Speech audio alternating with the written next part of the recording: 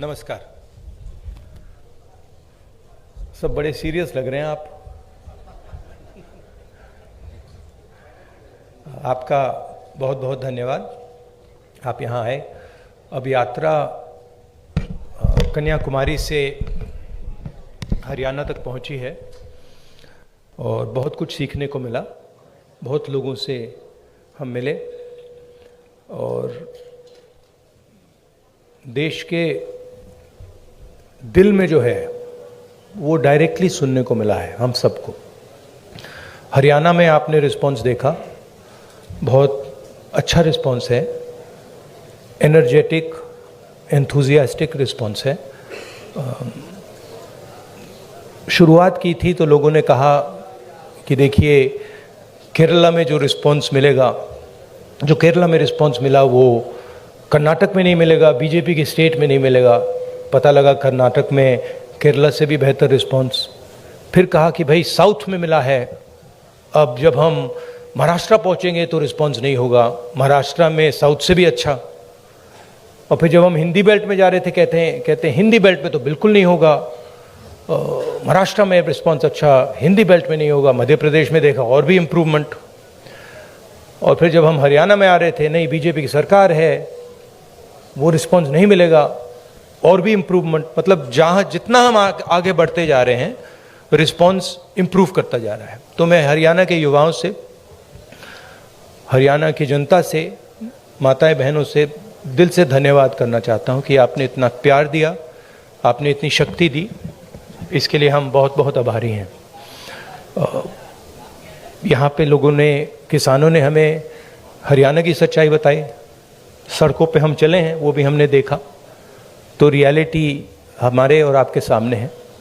अब आप जो भी सवाल पूछना चाहते हैं पूछ सकते हैं। Would you like me to say it in English? Would you like me to say it in English और no need? No, I think Hindi is. Dainik Bhaskar से महेश कुमार।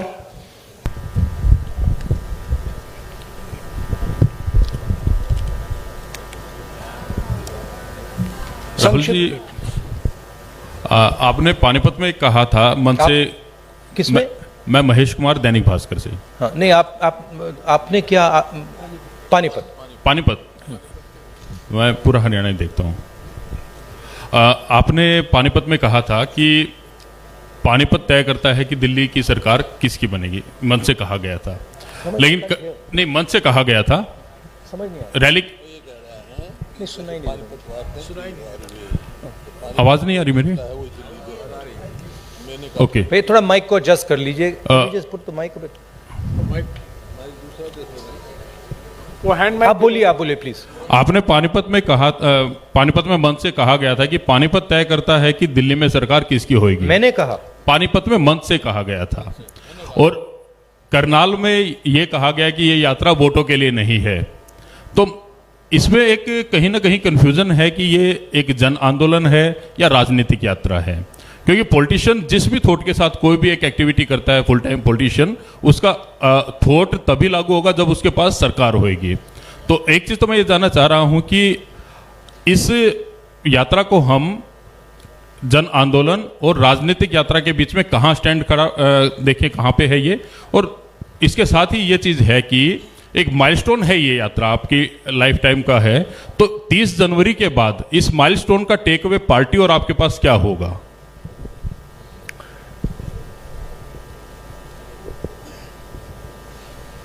ये जो यात्रा है, जो हिंदुस्तान की आवाज को दबाया जा रहा है और जो हिंदुस्तान में डर फैलाया जा रहा है, हिंदुस्तान को जो बांटा जा रहा है, एक जात को दूसरी जात से, एक धर्म को दूसरे धर्म से जो लड़ाया जा रहा है, उसके खिलाफ ये यात्रा है। इस यात्रा का एक और लक्ष्य है और वो मेरा पर्सनल लक्ष्य है, और जो हमारे साथ लोग चल रहे हैं वो उनका भी लक्ष्य है। वो है कि हम इस यात्रा को तपस्या जैसे देख रहे हैं। हम अपने देश से प्यार करते हैं, देश की जनता से प्यार करते हैं, किसानों से, गरीब लोगों से प्यार करते हैं और उनके साथ हम चलना चाहते हैं। तो यात्रा का लक्ष्य पर्सनल है, यात्रा का लक्ष्य देश की जनता को देश की सच्ची आवाज़ सुनाने का है। अब देखिए, उससे राजनीतिक फायदा हो नुकसान हो उसके बारे में मैं नहीं कह सकता हूं, मगर यात्रा का लक्ष्य अवेयरनेस का है। और जो मेन 3 बातें हैं जो हम सब जगह कहते हैं, भारत जोड़ो, डर के खिलाफ खड़े हो, नफरत मत करो, ये एक मुद्दा है। दूसरा मुद्दा, जो हिंदुस्तान में इकोनॉमिक इनइक्वालिटी हो रही है, जो सारा का सारा धन मीडिया, दूसरे इंस्टीट्यूशंस 2, 3, 4 लोगों के हाथ में है, इसके खिलाफ। और उसके जो नतीजे हैं, भयंकर जो अनएम्प्लॉयमेंट हो रहा है, तेजी से जो महंगाई बढ़ रही है, उसके खिलाफ ये यात्रा है। और लोगों को ये मालूम है कि भाई हिंदुस्तान में बेरोजगारी बढ़ रही है तो उसका कारण है कि पूरा का पूरा धन 3, 4, 5 लोगों के हाथ में है, सबको मालूम है। लोगों को यह भी मालूम है कि वो जो धन का कंसंट्रेशन हो रहा है, पूरा का पूरा पूरी आर्थिक शक्ति जो 3, 4 लोगों के हाथ में जा रही है, उसका नतीजा बेरोजगारी है, उसका नतीजा महंगाई है। लोगों को कनेक्शन मालूम है। तो हम ये बात रखना चाहते हैं और बहुत सक्सेसफुली ये बात यात्रा ने रखी है। इसलिए मैं आपसे कह रहा हूं कि जहां भी हम जा रहे हैं, यात्रा इंप्रूव हो रही है। तो अब ये हमारा लक्ष्य था। दैनिक जागरण से अश्विनी शर्मा, नहीं बताता हूं। देखिए,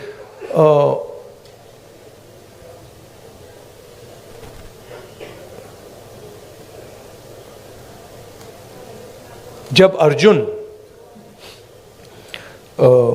मछली की आंख में तीर मार रहा था तो उसने आपसे कहा, उसने कहा कि आंख में तीर मारने के बाद मैं क्या करूंगा? कहा था क्या? नहीं कहा था ना। उस कहानी का मतलब है, वो गीता में भी है, तुम काम करो, जो होना है होगा, ध्यान काम पे रखो। तो वही थिंकिंग है यात्रा की भी। आपका सवाल अच्छा है। यात्रा के बाद एक और काम होगा, उसके बाद शायद एक और काम होगा, फिर आपको जवाब मिल जाएगा। शुक्रिया राहुल जी। जागरण से अश्विनी शर्मा, संक्षिप्त में प्लीज। हेलो, संक्षेप में मेरा सवाल इतना है सर कि यात्रा शुरू होने से पहले का राहुल गांधी और आज के राहुल गांधी में कितना अंतर है? हाँ, थैंक यू। हाँ, यात्रा शुरू होने से पहले के राहुल गांधी और करनाल तक पहुंचे, इसमें कितना अंतर आया है आपके अनुभव में और व्यक्तित्व में? भैया, ये तो आपका डिसीजन है। ये तो आप लोग जज, जूरी और एक्सिक्यूशनर हो। मेरा निर्णय तो नहीं है, मेरा डिसीजन तो नहीं है।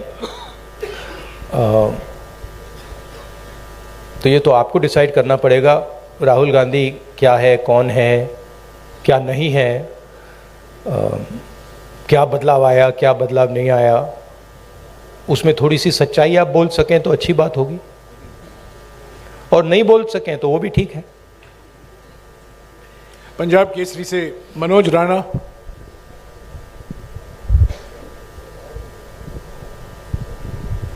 सर नमस्कार। मैं ये जानना चाहता हूँ, वैसे हरियाणा की जनता भी जानना चाहती है कि आगामी विधानसभा चुनाव में सीएम का चेहरा कौन रहेंगे कांग्रेस की तरफ से, क्योंकि भाजपा का तो उन्होंने क्लियर कर रखा है लगभग। हाँ जी, देखिए, मैंने प्रेस कॉन्फ्रेंसेस में 3-4 बार कहा है कि हमारा लक्ष्य यात्रा का है और आप लोग डाइवर्ट करने की कोशिश करते हो। पता नहीं, आप यात्रा को दिखाते ही नहीं हो। आपको कहा गया है कि भाई यात्रा को दिखाओ मत। सोशल मीडिया में मतलब बवाल मचा हुआ है, तूफान आया हुआ है, मगर नेशनल मीडिया में कुछ नहीं दिखाया जाता। और फिर आप प्रेस कॉन्फ्रेंस में आते हो, कहते हो भैया चलो एक डिस्ट्रैक्शन मारते हैं। सीएम कौन होगा, पीएम कौन होगा। अगला सवाल आएगा पीएम कौन होगा, देख लेना, आएगा, पक्का आएगा कि डिस्ट्रैक्ट करना है भैया, सीएम कौन होगा, पीएम कौन होगा। फिर उसके बाद आएगा सवाल ऑपोजिशन यूनिटी नहीं है, वो भी आएगा। तो आप करिए जो आपको करना है, मुझे भी करना है काम। Thank you. अमर उजाला से सेवा सिंह।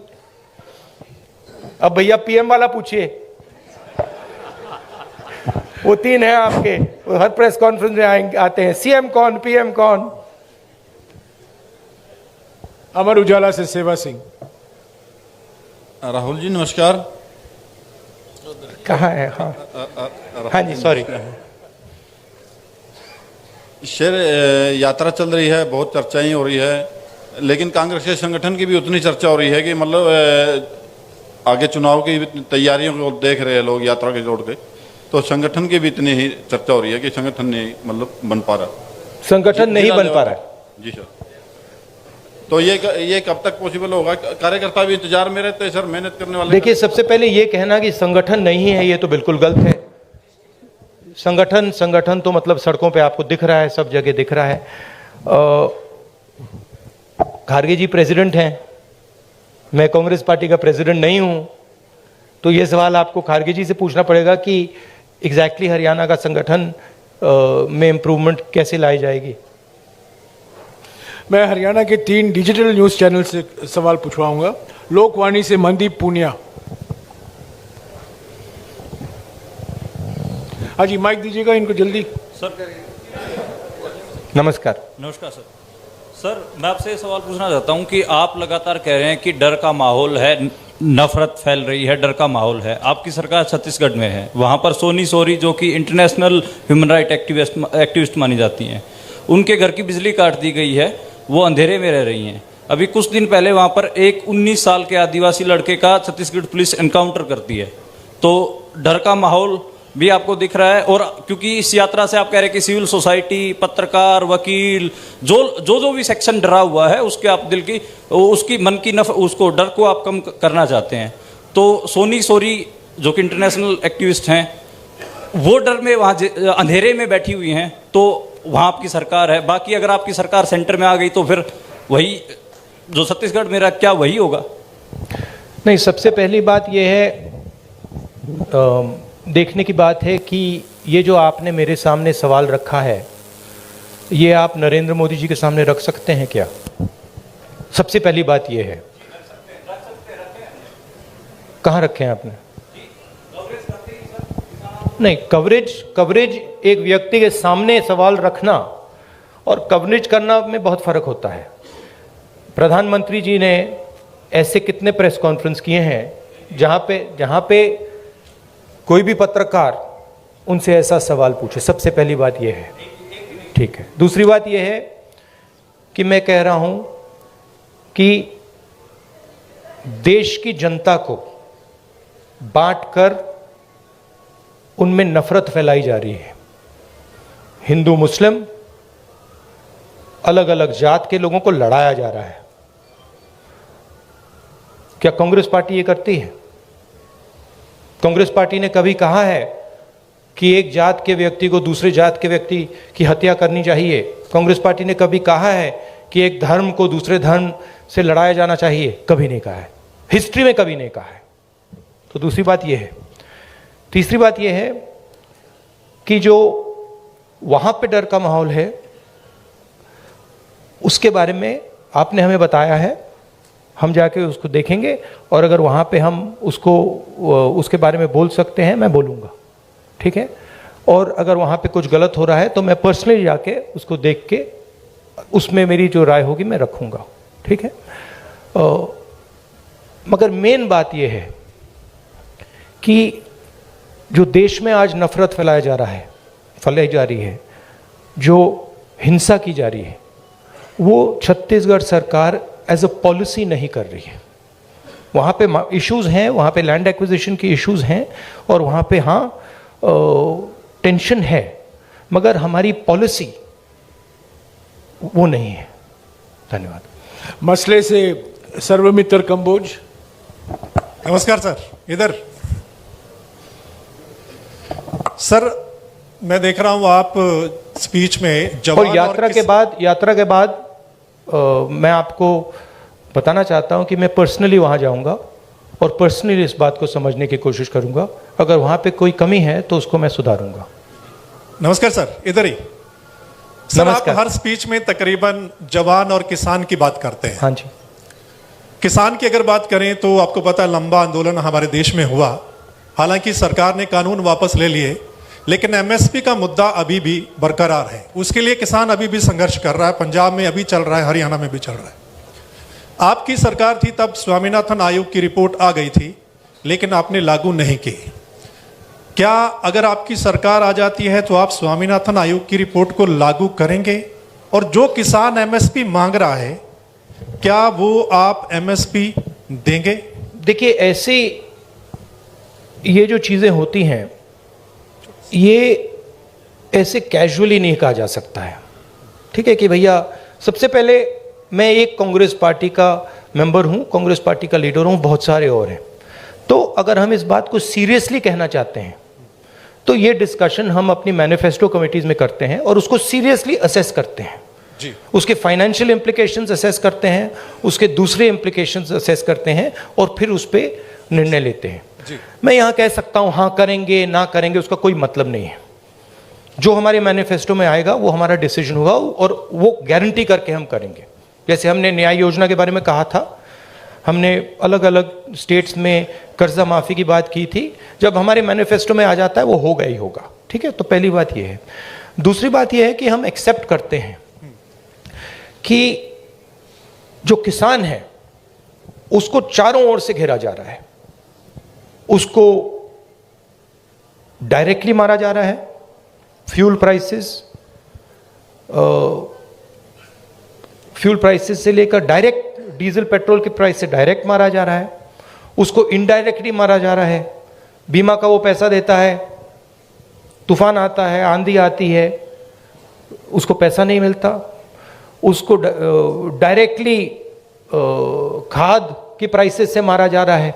तो हम एक बात एक्सेप्ट करते हैं कि जो हमारे देश की जो रीढ़ की हड्डी है, जो रीढ़ की हड्डी प्रोडक्शन करता है, जो हमें भोजन देता है, उस पर आक्रमण हो रहा है। वो जो 3 किसान की काले कानून थे, वो कानून नहीं थे, वो किसान को मारने के हथियार थे। जैसे डिमोनेटाइजेशन और गलत जीएसटी छोटे व्यापारियों को मारने के हथियार हैं, वो पॉलिसीज नहीं है। ठीक है, तो हम समझते हैं कि उनको प्रोटेक्शन की जरूरत है। और एक और बात, एक्सपोर्ट पॉलिसी भी उनको मारने का, उनसे चोरी करने का एक तरीका है। ठीक है, तो हम जानते हैं कि किसान पर आक्रमण हो रहा है। और मैं आपको एक बात की गारंटी दे दूंगा कि कोई भी कांग्रेस पार्टी की सरकार आएगी, वो आक्रमण बंद होगा, किसान की रक्षा होगी, उसकी प्रोटेक्शन होगी। और अगर हम अरबपतियों का लाखों करोड़ रुपए कर्जा माफ कर सकते हैं तो हम किसानों की भी मदद कर सकते हैं। ये मैं आपको गारंटी करके दे सकता हूं। एमएसपी बहुत जरूरी मुद्दा है, उस पर हम चर्चा करेंगे, इंटरनल डिस्कशन करेंगे और उस पर हम निर्णय लेंगे। मगर मैं ऐसे प्रेस कॉन्फ्रेंस में इन चीज़ों के बारे में फ्लिपेंटली नहीं बोल सकता। मैं सीरियस आदमी हूं। मैं अगर मेरे मुंह से कुछ निकलता है तो क्रेडिबली निकलना चाहिए, सच्चाई निकलना चाहिए। नहीं, सप्लीमेंट्री नहीं। नहीं, एक सेकंड, जवान की बात करता हूं। बेरोजगारी की बात बहुत ज्यादा, जिस स्टेट में आप बैठे हैं आंकड़ों के हिसाब से टॉप पर है। सप्लीमेंट्री प्लीज, टॉप पर।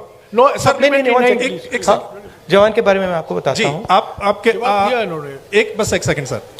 आप कहते हैं कि कोई इंजीनियरिंग में जा रहा है, कोई मेडिकल करता है, आईएएस करना चाहते हैं, लेकिन जॉब्स नहीं है, यानी कि उनको पता नहीं कितनी जॉब्स हैं।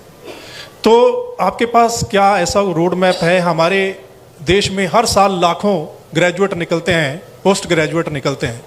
सरकारी और प्राइवेट नौकरी में ऐसा कौन सा रोड मैप होगा कि हम उनको सेट कर पाएं? देखिए, ये देश अपने युवाओं से झूठ बोल रहा है। ठीक है, झूठ क्या है? मैं अब 3000 किलोमीटर चला हूं। युवाओं से मैं पूछता हूं, बच्चों से पूछता हूं क्या करना चाहते हो, 5 जवाब मिलते हैं। Engineer, doctor, lawyer, army, administration. ठीक है, और सारे के सारे, मतलब हजारों बच्चों ने मुझे ये 5 जवाब दिए हैं। रियलिटी ये है कि इनमें से 10% को 15% को, ज्यादा से ज्यादा 10% भी मुश्किल है, 10% को इंजीनियर, डॉक्टर, लॉयर ये जॉब्स मिल जाएंगे, बाकी को नहीं मिलेंगे। तो इन सब के सपने टूटेंगे। मेरे पास एक बच्ची आई, कहती है मैं आईएएस में जाना चाहती हूं। मैंने कहा ठीक है बेटा, आईएएस में हर साल कितने लोग जाते हैं? मुझे कहती है 5 लाख लोग जाते हैं। मैंने उससे कहा नहीं बेटा, 5 लाख लोग नहीं जाते हैं, 150 लोग जाते हैं। रोने लग गई। तो ये देश अपने बच्चों से, अपने भविष्य से झूठ बोल रहा है और ये इनका दिल तोड़ेगा। हर रोज इनका दिल टूटता है, इनके सपने टूटते हैं। क्यों टूटते हैं? क्योंकि जो लोग इस देश को रोजगार दे सकते हैं, उनकी हम मदद नहीं करते हैं, उनकी हम प्रोटेक्शन नहीं करते हैं, उनके स्ट्रक्चर के बारे में हम नहीं सोचते। रोजगार कहां से आएगा? रोजगार अगर आप सेकंड ग्रीन रेवोल्यूशन करोगे, एग्रीकल्चर को ट्रांसफॉर्म करोगे, फूड प्रोसेसिंग फैक्ट्रीज के जाल बिछाओगे, रोजगार वहां से आएगा। करोड़ों लोगों को रोजगार मिल सकता है और रिस्पेक्टेबल रोजगार मिल सकता है। दूसरी बात, जो स्मॉल और मीडियम इंडस्ट्रीज को डिस्ट्रॉय किया गया है, और कोई शब्द ही नहीं है, डिस्ट्रॉय किया गया है। जीएसटी, डिमोनेटाइजेशन और कोविड के समय जो किया, वो दूसरे लोग हैं जो रोजगार दे सकते हैं, करोड़ों लोगों को रोजगार दे सकते हैं। मैं आपसे सवाल पूछना चाहता हूं, आप मुझे वो नाम बता दीजिए जो छोटी कंपनी चलाता हो, स्मॉल और मीडियम साइज इंडस्ट्री चलाता हो, जो आज लाखों करोड़ का मालिक हो गया है। नाम बता दो मुझे। आप ये होंडा गाड़ी चलाते हैं, इसका मालिक मैकेनिक था। ये टोयोटा गाड़ी चलाते हैं, इसका मालिक मैकेनिक था। आप मुझे मैकेनिक का नाम दे दो जो इस देश में बड़ा उद्योगपति बन गया है, बताओ। नहीं है। तो जो रोजगार दे सकते हैं, जो सपने पूरे कर सकते हैं, उनकी हत्या हो रही है। तो रोड मैप क्या है? रोड मैप यह है कि जो स्मॉल और मीडियम इंडस्ट्री की बेस है हिंदुस्तान की, उसको प्रोटेक्ट करा जाए, उनको फाइनेंस दिया जाए, और ये जो छोटे छोटे बिजनेसेस हैं, इनको टेक्नोलॉजी के साथ ट्रांसफॉर्म करके इनमें से 5-10% को बड़े बिजनेसेस बना जाए। ये दूसरा रोड मैप है। तीसरा रोड मैप है कि हमारा जो शिक्षा का सिस्टम है, ये सिर्फ 5 चीजें सिखाने की कोशिश कर रहा है, मतलब 5 रास्ते दिखा रहा है। इस देश में लाखों रास्ते हैं। जिस दिन ये देश स्किल्स की रिस्पेक्ट करना शुरू कर जाए, उस दिन ये देश सच्चा सुपर पावर बन जाएगा। उस दिन तक ये सब खोखला है। इस देश में स्किल्स जो होती हैं, चाहे वो बढ़ई की हो, चाहे वो मैकेनिक की हो, किसी की भी हो, चाहे वो किसान की हो, उसकी कोई इज्जत नहीं करता है, उसका मजाक उड़ाते हैं, देखो ये क्या कर रहा है। जिस दिन वो हो जाएगा, उस दिन ये देश चाइना का मुकाबला कर जाएगा और यहां पे made in India, made in India, made in India सब जगह दिखना शुरू हो जाएगा। वो रोड मैप है। धन्यवाद। शुक्रिया राहुल जी। हमारे पास सिर्फ 10-12 मिनट है। सवाल संक्षिप्त में कीजिएगा और फिर से गुजारिश करूंगा सप्लीमेंट्री मत पूछेगा प्लीज। ये रैपिड फायर होना है। कई लोग को मौका देना चाहता हूं मैं। सत्य खबर से सत्य सिंह। सर नमस्ते। सर पिछले काफ़ी समय से हम लोग देख रहे हैं कि जो कांग्रेस पहले डिफेंस मोड में रहती थी, अब अटैकिंग मोड में है। हर जगह पे जवाब दिया जा रहा है। आपकी टीम ये अच्छा काम कर रही है, पर मैं हरियाणा के संदर्भ में आपसे एक सवाल करना चाहता हूं, और वो सेंटर से ही सवाल रहता है। अभी पीछे राज्यसभा का चुनाव था, अजय माकन जी ने चुनाव लड़ा था। उस समय में एक क्रॉस वोटिंग हुई थी। कांग्रेस के पास वोट पूरे थे, उसके बावजूद कांग्रेस अपना राज्यसभा का सदस्य नहीं भेज पाई थी। उस पर ना आज तक कोई जांच की बात आई है और ना अभी तक उस पर कोई कार्रवाई जैसी बात है। सर आपसे मैं ये जानना चाहता हूँ, क्या इस प्रकार के मुद्दों पर भी, जिस प्रकार से देखिए सोशल मीडिया की बात करें, सोशल फेस बनाने की बात करें, कांग्रेस का जबरदस्त फेस होता जा रहा है, क्या ऐसे मुद्दों पर भी पार्टी में चर्चा होती है? Distraction attempt number 2। देखिए, ये ऑर्गेनाइजेशनल मामला है। यहाँ पे पीसीसी प्रेसिडेंट बैठे हैं, खारगे जी प्रेसिडेंट हैं, ये आप उनसे पूछिए, इनसे पूछिए।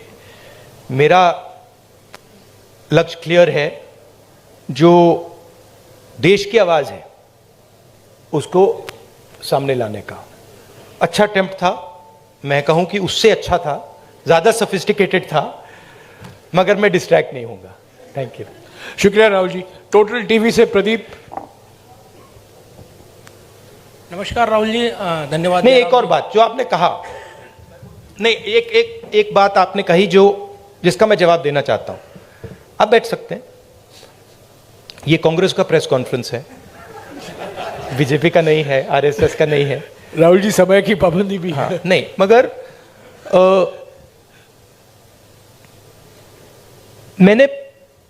मैंने पहले कहा किसी प्रेस कॉन्फ्रेंस में, और आपने मुझे पूछा कि राहुल गांधी में कोई बदलाव आया। एक बात मुझे बहुत गहराई से समझ आ गई है कि ये जो लड़ाई है, ये एक्चुअली राजनीतिक लड़ाई नहीं है। सुपरफिशियली ये राजनीतिक लड़ाई है। जब हम बीएसपी से लड़ते हैं या टीआरएस से हमारा चुनाव होता है, तो वो राजनीतिक लड़ाई होती है। मगर अब देश में एक चेंज आ गया है। जब से आरएसएस ने इस देश के जो इंस्टीट्यूशंस हैं उनको पकड़ा है, उस दिन से ये लड़ाई राजनीतिक नहीं रही। इसका ये अब दूसरी लड़ाई हो गई है। उसको आप विचारधारा की लड़ाई कह दीजिए, उसको आप धर्म की लड़ाई कह दीजिए, उसको आप कोई भी फ्रेमवर्क दे सकते हैं, मगर वो राजनीतिक लड़ाई नहीं है।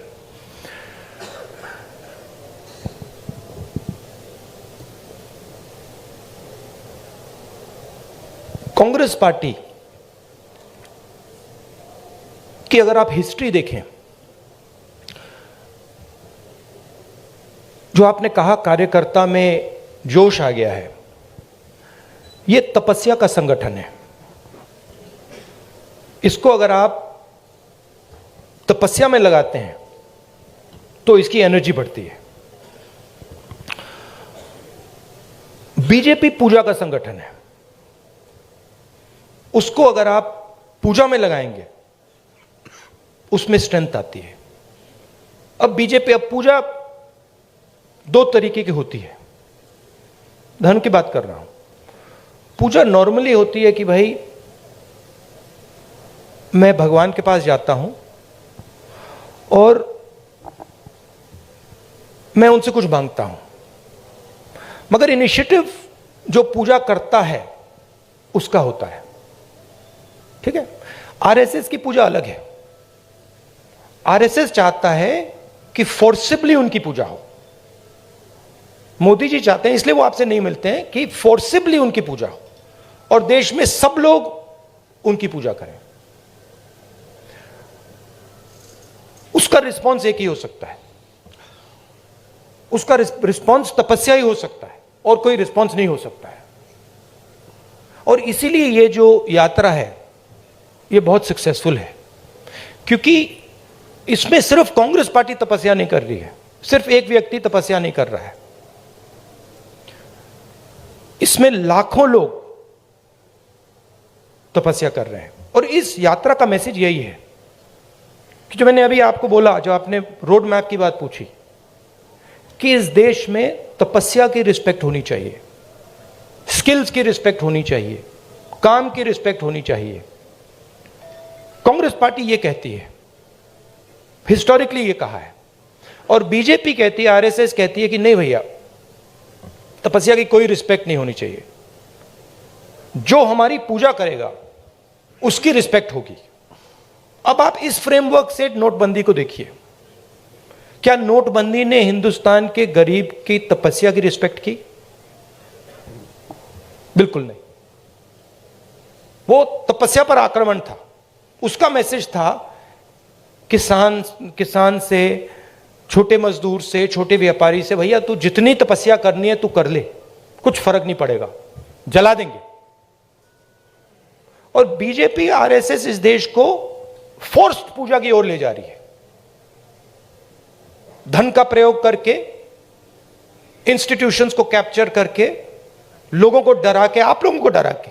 वो आपसे कह रहे हैं भैया तपस्या मत करो, आपसे कह रहे हैं आपकी जो तपस्या है, जो सच्चाई मतलब आपको अपने टेलीविजन स्क्रीन पे डालनी है, वो मत करो, मार देंगे, हमारी पूजा करो। इसीलिए प्रधानमंत्री जी आपके सामने नहीं आ सकते, क्योंकि उसमें आपकी तपस्या की झलक दिख जाएगी, कहीं ना कहीं से कोई सवाल पूछ जाएगा।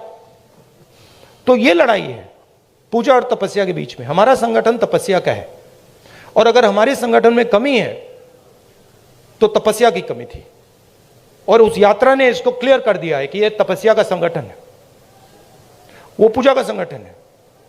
उनका वो काम है, हमारा ये काम है। राहुल जी नमस्कार। शुक्रिया राहुल जी। टोटल टीवी से प्रदीप।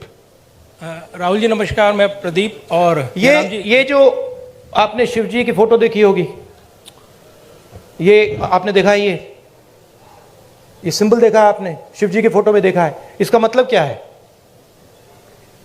कोई बता सकता है? आप कहेंगे आशीर्वाद।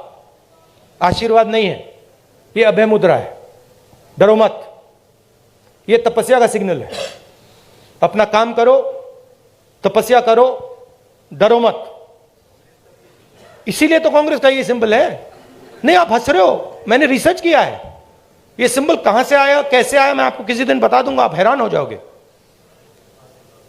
अच्छा, आपने गुरु नानक की फोटो देखी है? उसमें भी आपने देखा होगा, देखिए ना। बुद्धा की फोटो देखी है, उसमें भी अभय मुद्रा। महावीर जी की फोटो देखी है, उसमें भी अभय मुद्रा।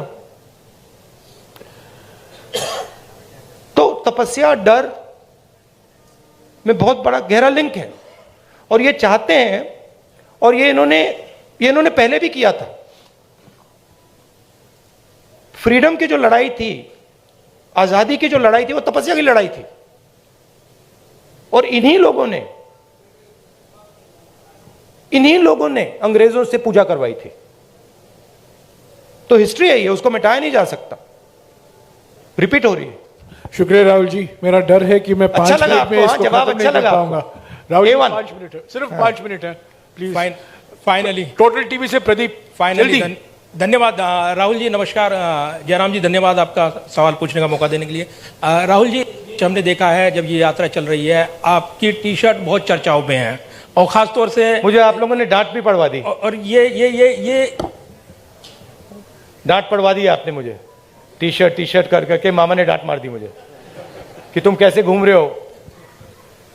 राहुल जी, सवाल मेरा यह है कि ये यात्रा जो है राहुल गांधी की इमेज बदलने में कितनी कामयाब रही है? चर्चा ये भी है राहुल गांधी की इमेज बदली है, आप इसे एक बड़ी उपलब्धि व्यक्तिगत तौर पर देखते हैं? और दूसरा सवाल इसी से जुड़ा, नहीं, एक ही सवाल प्लीज प्रदीप, एक ही सवाल प्लीज। हरियाणा का जिक्र प्लीज, मुझे रोकना पड़ेगा आपको, प्लीज एक ही सवाल। राहुल गांधी आपके दिमाग में है, मैंने मार दिया उसको, वो है ही नहीं, मेरे माइंड में है ही नहीं, गया, वो गया। जिस व्यक्ति को आप देख रहे हो वो राहुल गांधी नहीं है, वो आपको दिख रहा है। बात नहीं समझे आप? हिंदू धर्म को पढ़ो थोड़ा, शिव जी को पढ़ो, समझ आ जाएगी बात। ऐसे मत, हैरान मत हो, हैरान मत हो। राहुल गांधी आपके दिमाग में है, मेरे दिमाग में है ही नहीं। राहुल गांधी बीजेपी के दिमाग में है, मेरे दिमाग में है ही नहीं। इतना मतलब हैरान क्यों लग रहे हो आप? शुक्रिया प्रदीप। इमेज का मुझे कुछ लेना देना नहीं है, इमेज में कुछ इंटरेस्ट नहीं है। जो इमेज आप रखना चाहते हो रख दो, अच्छी रखनी है रख दो, खराब रखनी है रख दो, वो आपका है, मेरा नहीं है, कोई फर्क नहीं पड़ता मुझे अपना काम करना है। जनता टीवी से स्पर्श शर्मा। हैरान क्यों लग रहे हो आप? राहुल जी, 2-3 सवाल बाकी हैं, प्लीज इनको ले लीजिएगा। जनता टीवी से स्पर्श शर्मा। सर सामने। सर, मध्य प्रदेश को लेकर आपने कहा था कि जो सरकार है वहां पर बनती हुई नजर आएगी। हरियाणा में आप इतने दिन से घूम रहे हैं, हरियाणा को लेकर असेसमेंट किस तरीके का है आपका सर? प्लस सर, जोशीमठ में जिस तरीके के हालात है सर, उसको लेकर क्या कहेंगे? देखिए, हरियाणा का मैं आपको बता देता हूं, और सिर्फ हरियाणा का नहीं, नॉर्दर्न बेल्ट में एक्चुअली काफ़ी हैरान हुआ कि आप लोगों ने कहा था कि नॉर्दर्न बेल्ट में रिस्पॉन्स अच्छा नहीं आएगा। नॉर्दर्न बेल्ट में सदर्न बेल्ट से अच्छा रिस्पॉन्स आ रहा है। यूपी में आपने देखा, पता नहीं देखा या नहीं, यूपी में, मध्य प्रदेश में, राजस्थान में और हरियाणा में ट्रेमेंडस रिस्पॉन्स है, बहुत अच्छा रिस्पॉन्स है। तो यहां पॉजिटिव ही होगा, कांग्रेस पार्टी की सरकार आएगी विदाउट डाउट। मगर मेरे लिए वो ज़्यादा इंपॉर्टेंट नहीं है, फ्रैंकली मैं आपको बताऊं, चाहे वो मध्य प्रदेश की बात हो या हरियाणा की बात हो, मुझे इंटरेस्ट इस बात में है कि कांग्रेस पार्टी की कैसी सरकार आएगी। और मैं उस बात को गारंटी करना चाहता हूं कि कांग्रेस पार्टी की सरकार हरियाणा में आए, मध्य प्रदेश में आए, तो वो किसानों की सरकार हो, रिस्पेक्ट की सरकार हो, सब लोगों को सुनने की सरकार हो। मुझे उसमें इंटरेस्ट है, क्योंकि आप सवाल को गलत जगह रोक देते हो। सरकार किसकी आएगी? नहीं, सरकार आने के बाद वो सरकार 5 साल क्या करेगी, उसमें इंटरेस्ट है मुझे। शुक्रिया राहुल जी। आखिरी सवाल इंडिया न्यूज हरियाणा से इशिका ठाकुर। नमस्कार सर, आपने कहा कि अब लड़ाई तपस्या की है, राजनीतिक नहीं, तो क्या अब आप तपस्वी हो गए हैं? नहीं, मैं तपस्वी था, आप भी तपस्वी हैं। ये देश तपस्वियों का देश है। जैसे लोगों ने कहा कि देखो राहुल गांधी कितने किलोमीटर चल गया, लोग ये क्यों नहीं कहते कि देखो किसान कितने किलोमीटर चलता है? हिंदुस्तान का कोई भी किसान नहीं है जो मुझसे ज्यादा नहीं चला है, एक नहीं है। हिंदुस्तान का ऐसा आप एक मजदूर नहीं मिलेगा आपको जो मुझसे कम चला है। हम ये क्यों नहीं कहते देखो देखो मजदूर कितने किलोमीटर चला है? क्योंकि हम तपस्या की रिस्पेक्ट नहीं करते हैं। मैं करता हूं। तो ये चेंज लाना है, और ये देश तपस्वियों का है, ये देश पुजारियों का नहीं है। रियलिटी इस देश की ये है। और अगर जैसे मैंने कहा इस देश को सुपर पावर बनना है, जो आप कहते रहते हो, तो तपस्वी की रिस्पेक्ट करनी पड़ेगी, उत्पादक की रिस्पेक्ट करनी पड़ेगी, उससे गले मिलना पड़ेगा, बैंक के दरवाजे उसके लिए खोलने पड़ेंगे, उसकी प्रोटेक्शन करनी पड़ेगी। शुक्रिया राहुल जी, शुक्रिया। नहीं madam, please sit down, please sit down, please sit down. शुक्रिया राहुल जी, प्लीज नहीं, अभी वक्त खत्म हो चुका है, please sit down. Rahul ji please don't answer, please. I won't say. तो प्लीज नहीं, समय हो चुका है, राहुल जी को जाना है, और भी मीटिंग है, कई लोग आने वाले हैं मिलने, और पद यात्रा शुरू होने वाला है। प्लीज जो 5-6 लोग रह गए हैं, 15 तारीख को जलंधर में आइए, आपको मौका मिलेगा। मैं Rahul ji thank you very much. अभी एक फोटो लिया जाएगा आपके साथ। राहुल जी बैठ जाइए, राहुल जी यहाँ फोटो लेंगे आपसे। आप एनडीटीवी के हो? आप एनडीटीवी के हो? चेक कर रहा हूँ।